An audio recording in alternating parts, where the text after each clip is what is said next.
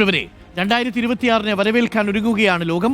ഏതാനും മണിക്കൂറുകൾ മാത്രമാണ് ബാക്കി. ഓരോരുത്തരും വ്യത്യസ്തമായ രീതിയിലൂടെയാണ് പുതുവർഷത്തെ സ്വീകരിക്കുന്നത്. Adimali SNDP vocational higher secondary സ്കൂളിലെ വിദ്യാർത്ഥികൾ 2026 വീടുകളിൽ 2026 മരങ്ങൾ നട്ടാണ് പുതുവർഷത്തിലേക്ക് കടക്കുന്നത്. അതും ഒരാഘോഷം.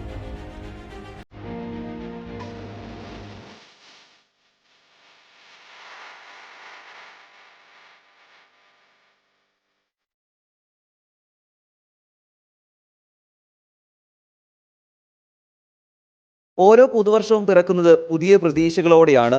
കാലം ജെൻസി സമൂഹത്തിന് വഴിമാറുന്നു. അക്കാലത്ത് സമൂഹത്തിന് മാതൃകയായി പ്രകൃതിയെ സംരക്ഷിക്കുക എന്ന സന്ദേശം നൽകുകയാണ് Adimali SNDP vocational higher secondary സ്കൂളിലെ നാഷണൽ സർവീസ് സ്കീം വിദ്യാർത്ഥികൾ.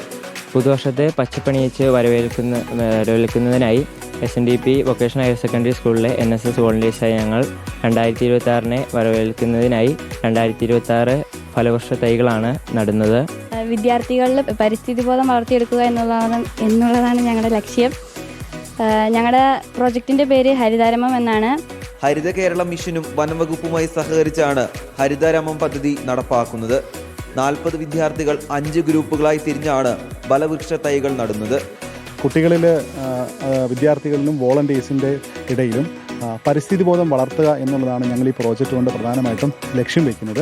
നമുക്ക് വിവിധയിനം തൈകളുണ്ട്. അതിൽ പേരയുണ്ട്, മാങ്കോസ്റ്റിനുണ്ട്, റംബൂട്ടാനുണ്ട്, മാവുണ്ട്, പ്ലാവുണ്ട്, റംബൂട്ടാൻ, ഇത്രയും തൈകളാണ് ഇത്രയും തൈകളാണ് നമ്മൾ ഈ ഒരു പ്രോജക്റ്റിനായിട്ട് തിരഞ്ഞെടുത്തിരിക്കുന്നത്. അടിമാലിയെ പച്ചപ്പിൻ്റെ ഗ്രാമമാക്കി മാറ്റുകയാണ് പദ്ധതിയിലൂടെ ലക്ഷ്യം വയ്ക്കുന്നത്.